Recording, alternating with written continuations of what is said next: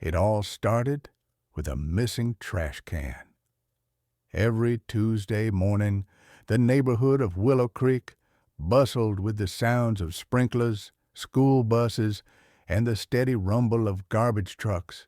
But that morning, Karen Wessler stood at the edge of her neatly trimmed lawn, arms crossed over her chest, glaring at the curb like it had insulted her personally. Her trash bin was gone, not tipped over, not a few feet away, just gone. As the self-appointed, and unfortunately actual head of the Willow Creek Homeowners Association, Karen took this disappearance not as a minor annoyance, but as a declaration of war.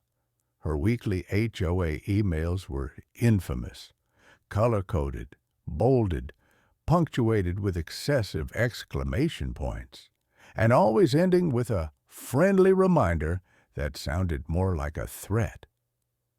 She marched down the sidewalk, heels clicking with authority, knocking on doors with a fierceness typically reserved for debt collectors. "Did you see anything suspicious last night?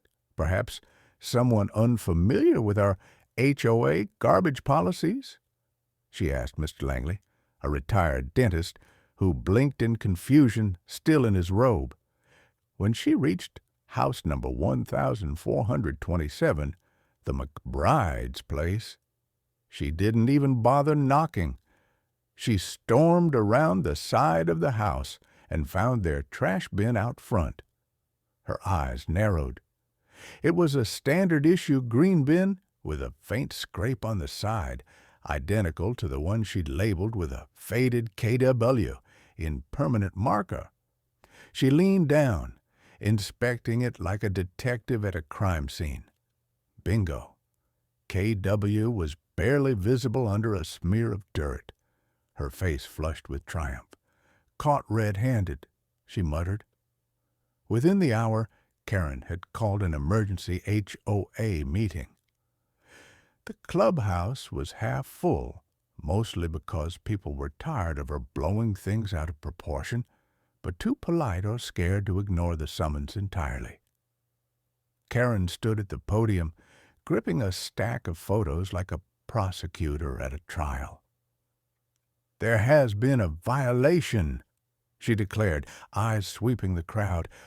"A serious breach of HOA Policy 4.6, subsection B, theft or unauthorized relocation of a trash receptacle." Whispers erupted. At the back, the McBrides exchanged bewildered glances. "We didn't steal your bin," Tom McBride said. "The garbage guy probably mixed them up. They're identical." Karen shook her head, lips pursed. That's what someone guilty would say. Across the room, 14-year-old Ava Becker snorted into her hoodie. Her mother elbowed her. Karen whipped around.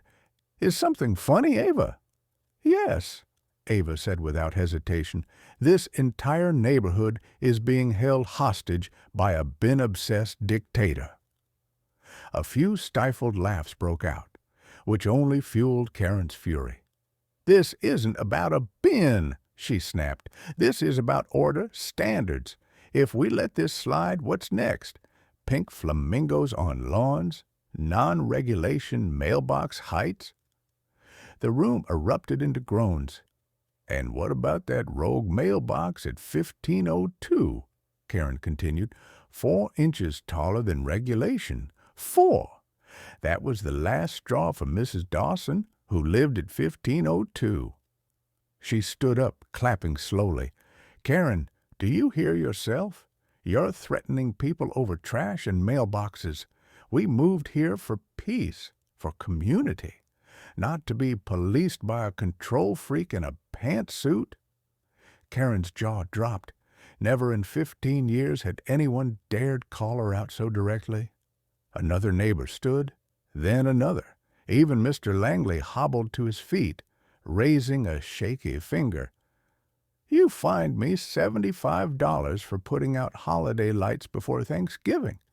You are the reason I dread walking to my mailbox."